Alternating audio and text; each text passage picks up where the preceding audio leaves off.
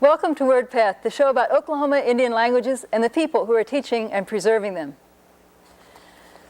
Tonight I want to talk about calendars, vocabulary related to calendars, how to produce calendars, what to include in calendars, and how to sell calendars to help fund your language program. First, let's talk about names for the different days of the week. Now, on the board here, I have a little bit of information about the English words. Of course, the English is down the left-hand side. But in each case, I have from and then some other hard-to-pronounce looking stuff. What's going on here is that this material to the right is the Anglo-Saxon version of the word that sort of makes the meaning a little bit more clear than in modern English because there have been some sound changes since then. So as we go from Monday through Sunday, pardon my Anglo-Saxon pronunciation, I've never studied the language, so I'm kind of guessing here, but I think it's something like Monandag, which means literally moon day. The dag part means day. Tiwithdag, the third day. Wodnesdag, Woden's day.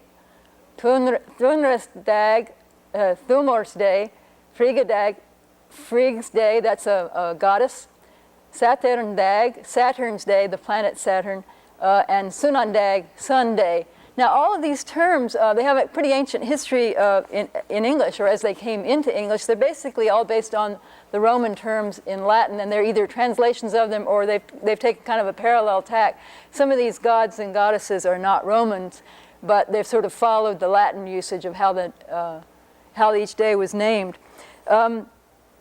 Now, I want to talk about some Native American languages, of course, since that's mainly what we're about here. I'm going to start with the language that's not from Oklahoma. It's called Quitanemuk. It's in the Uto-Aztecan language family, same as Comanche here in Oklahoma, but kind of distantly related. And I wrote my dissertation on that, so I had some handy data there. And as we go through the days of the week in Quitanemuk, first of all, this dissertation was written, basically, it's an extinct language, so the information comes from written notes. And unfortunately, I couldn't find a term for Monday anywhere in anyone's field notes, so I don't know Monday. But starting with Tuesday, let me just read you the list. Awo, Apahi, Awatsa, Amahach, Pavahi, Wunich, sorry. And these mean, respectively, starting with Tuesday, let me just show you, the visual might help a little bit, even though I don't have that written out for you. Tuesday is Awa, which means second, understanding that we're talking about the second day, I think. Apahi, the third. Awatsa, fourth. Amahach, fifth. Pavahi, sixth. And Sunday is not called seventh in Quitanemuk, it's just called stopped. Wunich means stopped, in other words, having stopped or ended. The week has ended when you get to Sunday.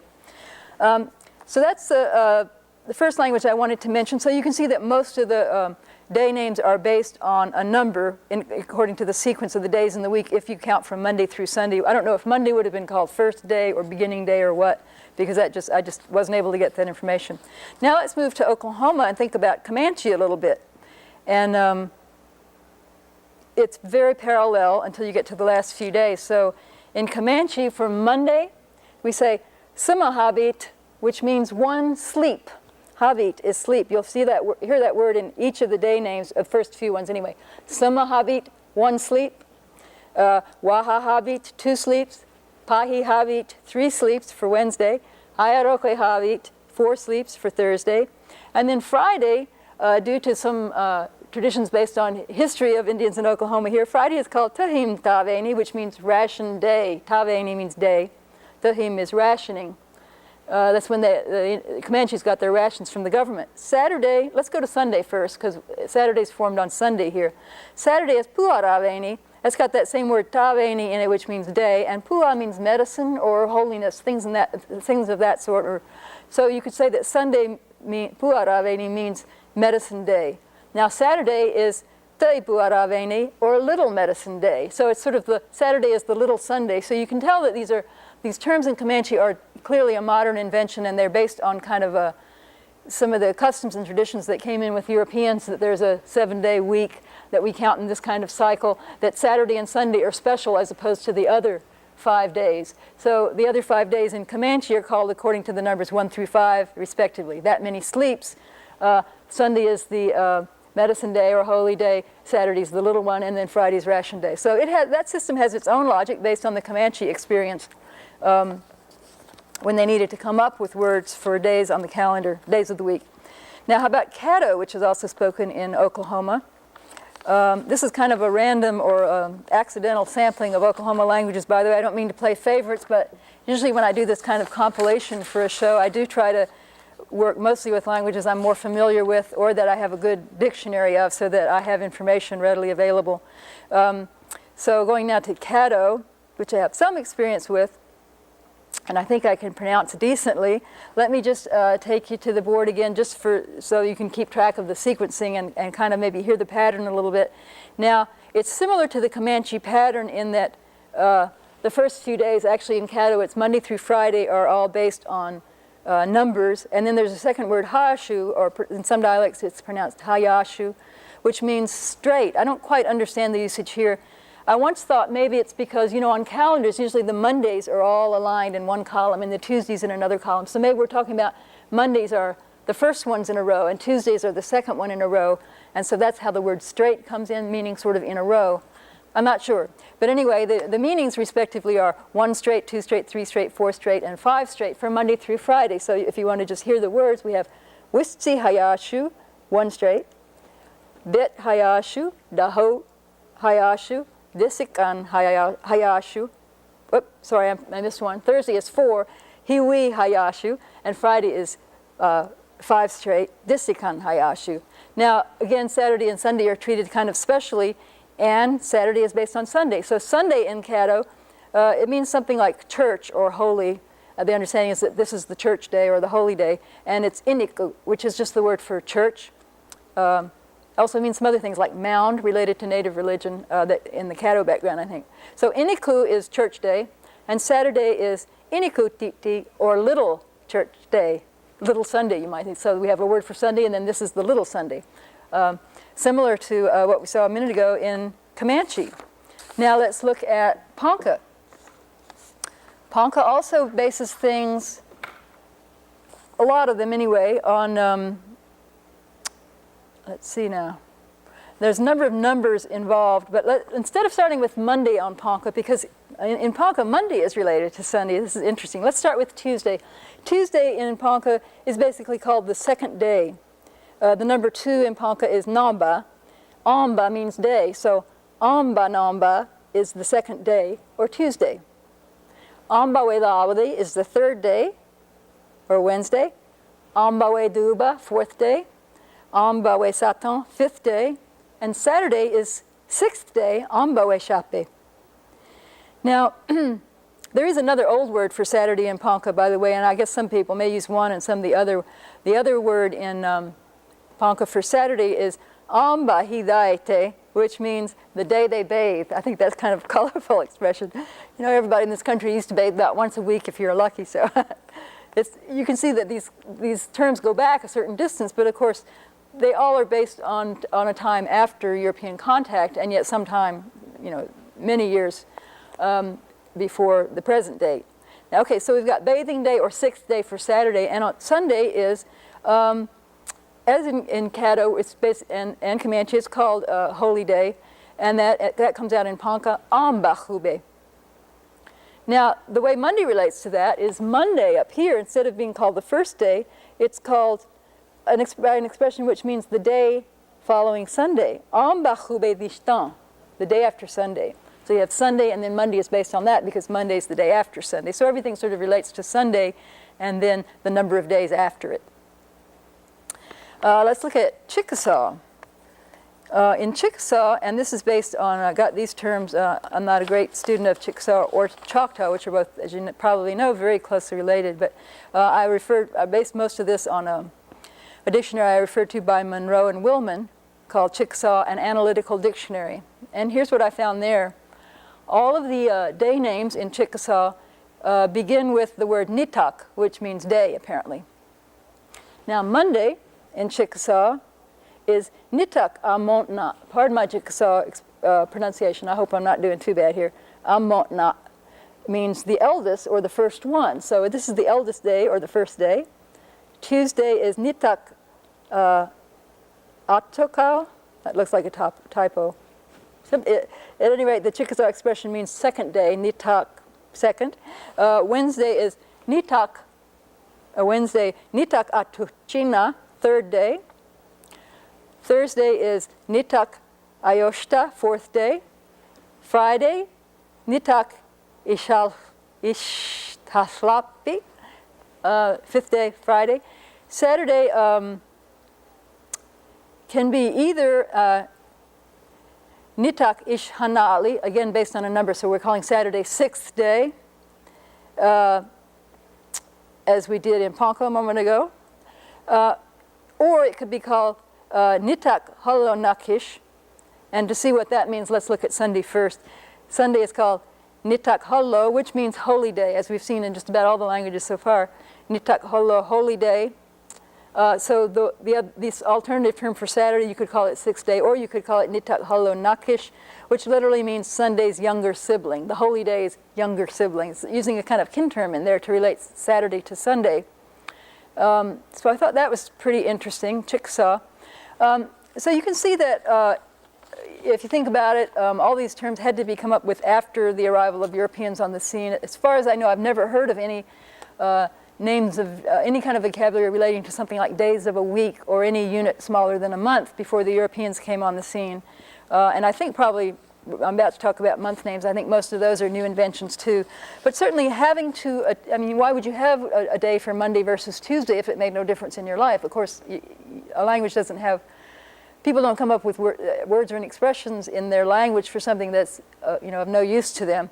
But after the European sort of scheduling and work week and church on Sunday and that sort of weekends on Saturday and Sunday and all this, and going back to work on Monday, when all that came in, then it made sense. It was important to have a distinct name for each of the days of the week. And so at that time, I think each tribe invented them.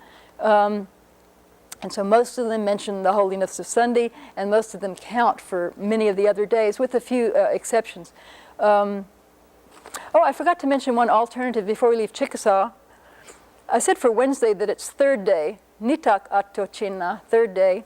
But there's an alternative form for this that I also found in the Monroe and Willman dictionary, and it's nitak holo iklanna. Now this word, that holo was like in nitak holo, Sunday. So we're relating Wednesday to Sunday here. It's a little bit different than the other ones. Nitak holo iklanna. That word iklanna means something like it's right in there. It goes right along with something. It's in with the crowd. So I think what they're saying is, for this alternate term for Wednesday in Chickasaw, is that it's the one that's kind of like Sunday. And I think probably what's being thought of here is the fact that so many people go to church on Wednesday as well as on Sunday. So it's kind of right in there with Sunday, but it's not really the real Sunday, but it's kind of like it. It's in there with it. Or you can call it third day. So how about names for the months? Now this is, it gets a little harder here to put together a neat presentation, even of a few languages as examples, because, because I think that, I don't know, let me present a theory here. There's a couple of possibilities that have occurred to me. One thing I've noticed in doing research on a number of modern Indian languages is that you often ask for, numbers, flowers, animals, all these different things you tend to go through. And I always ask for days of the week, months of the year, seasons, and different time-related expressions like that, just to see if the expressions exist and to see how the system works in the language, out of curiosity. It's a natural thing to do, I think. And I've seen this kind of pattern that I showed you for days many times. Usually there's great agreement, though, within a tribe on what the terms for the days are. I gave you a few examples where there were two alternate terms for the same day. I suspect they may have been used in different bands or communities or geographical areas or with different churches or something like that, different sub-communities of the tribe probably. But for the most part, there was 100% agreement on the name of each day and all those several lists I just went through for you. And I have found that consistently not to be the case with days of the month. And I think it's probably because days of the month just are not as important in people's lives, even with the modern kind of European outlook on the world. It's not as important to know, is it February or January, in general, in your everyday speech, I think, and especially in traditional life, because you have to go to work in all of the months. Of course, if you're on an academic schedule, then the summer months are different from the others, and so forth. But generally, I think in many tribes, names were invented at one point for names of the months, and maybe 2 or 3 different variants, and no one ever became standardized. And today, in many tribes, no one remembers any of the names that were used for the months, so people just use the English term, I think. Let's talk about the English terms for just a moment before I mention a few examples from native languages, some of the few where I was able to get good examples. Now, in English, of course, we have January, February, March, April, et cetera, all the way through December. And these, again, are pretty much based on old Roman naming customs for the different months. And on the, basically the English and the whole British Isles adopted, and pretty much all of Europe adopted what's now called the Roman calendar. So Latin-speaking folks came in and explained their names for things, and people either sort of anglicized their names or they translated them and came up with a parallel kind of way of looking at the month. Now, the word January is based on the Latin Januarius, which refers to Janus, a Roman god, who looks forward and backwards. So that's sort of at first I thought, well, that's because it's at the cusp of the year, but listen to some of the other meetings, and January isn't seen quite the same as at the beginning of the new year, apparently, in this system as it is today in modern English, as we think of it in modern English. But anyway, January refers to the name Janus, a god. February is Februarius in Latin, has to do with a feast of purification that happens on the Ides of February, February 15th. March is based on Martius, which is related to the name Mars, another Roman god.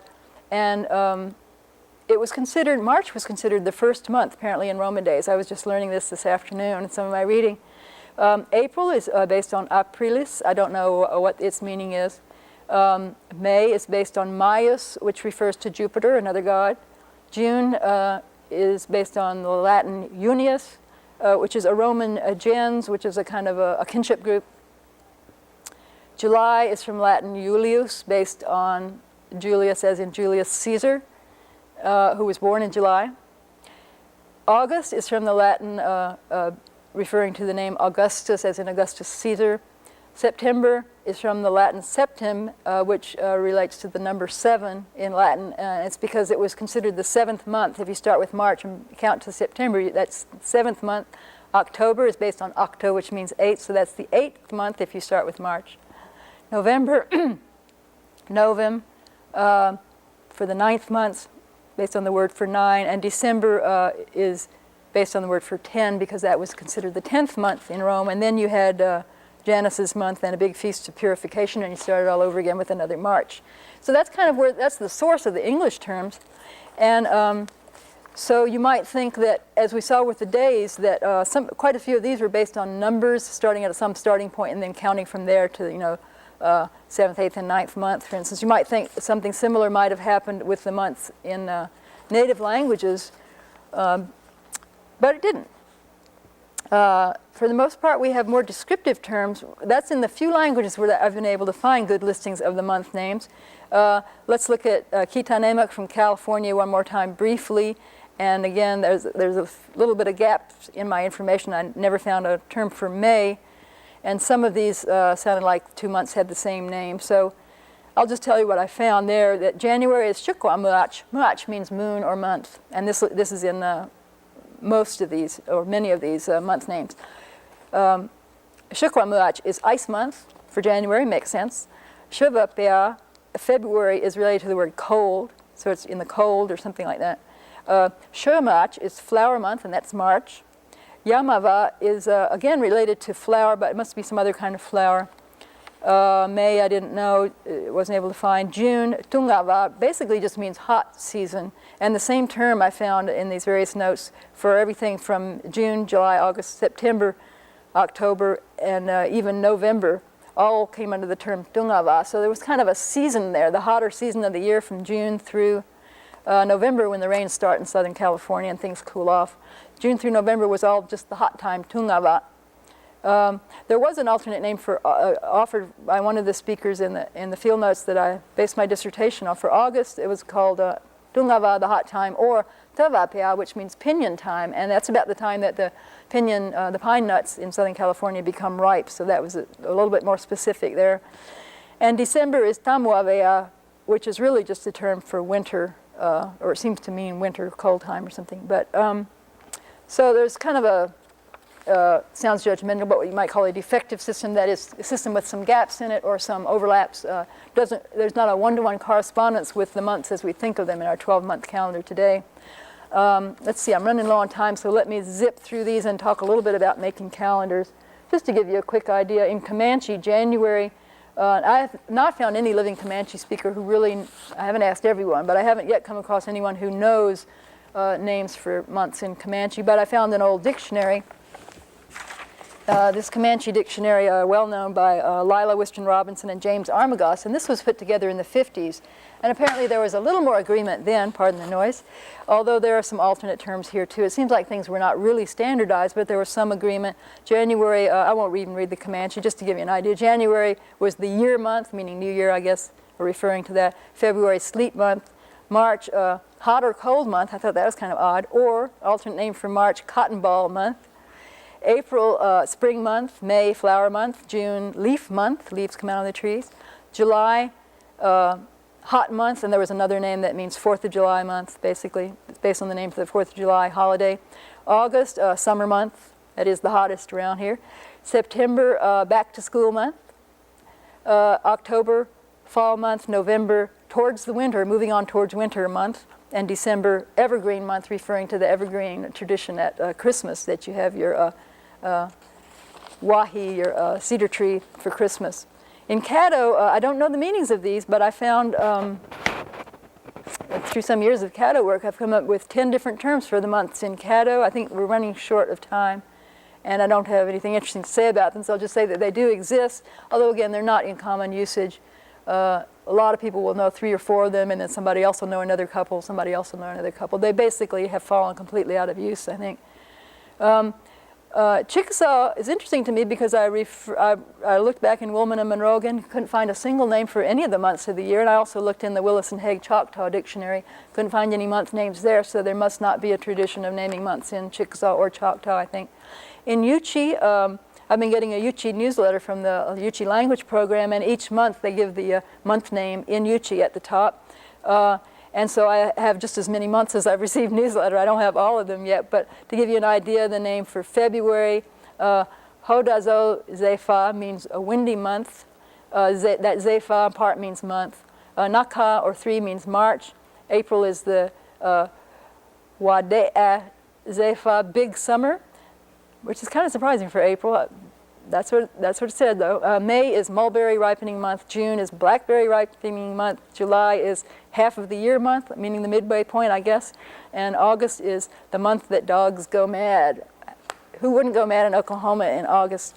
Anyway, so there are a few other calendar-related terms that are of interest, but since we're running low on time, let me just mention what they are and that they exist in many Indian languages.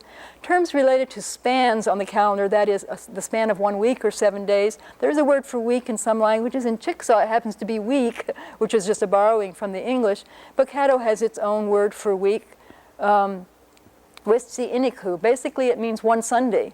So every time another Sunday comes around, another week has passed. How about another type of span, a larger one for month? The English word month is based on the word moon. In Chickasaw, it's also based on moon, and in Caddo, the same thing. Wistsi Nish, one moon. Year, the English word year, I don't know what the meaning of that is. It was an Old English yar or something. Don't know what it meant in the old days, but we have a word for year, of course. Chickasaws have a word for year, afammi. I also wasn't able to find out what that is. It's just the word for year, I guess, probably not analyzable. Other related terms that could go into a language lesson talking about calendars, or when you've made your calendar that you could use to talk about it, are the seasons. We think of 4 seasons in English: spring, summer, fall, and winter, but not every language will have 4 seasons. For instance, in Chickasaw, it seems like, from what I can tell from the Willman and Monroe dictionary, there are really just 2 seasons, or perhaps you could count it as 3. There's a separate word for winter and for summer, and the word for spring just is saying really the very beginning of summer. So it seems like it's basically a 2-season vocabulary in Chickasaw. Comanche has 4 complete season terms, just like English, and you'll find a variety of different ways that the seasons are divided up in different languages.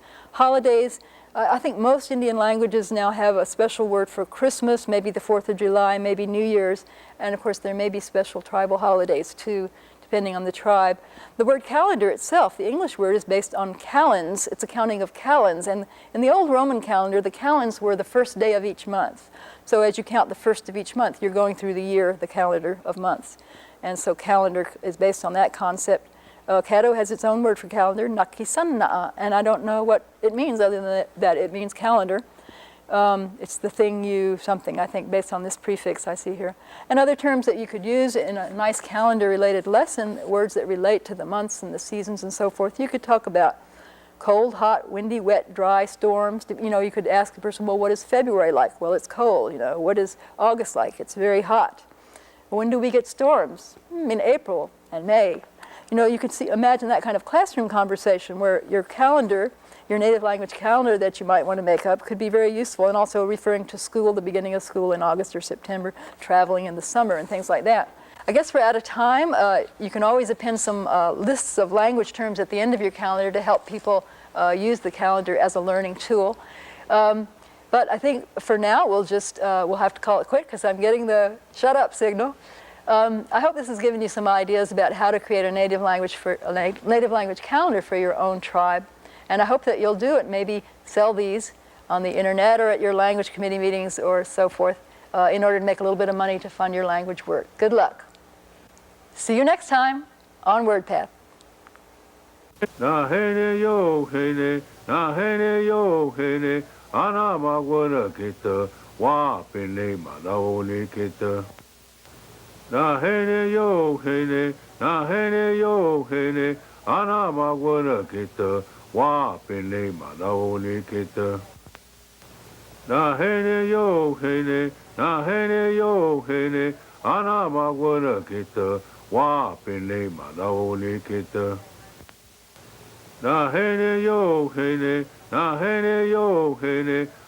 magwana kita, wa pene manaone kita. Na hene yo hene, na hene yo hene, ana magwana kita, wa pene manaone kita. Na hene yo hene, na hene yo hene, ana magwana kita, wa pene manaone kita.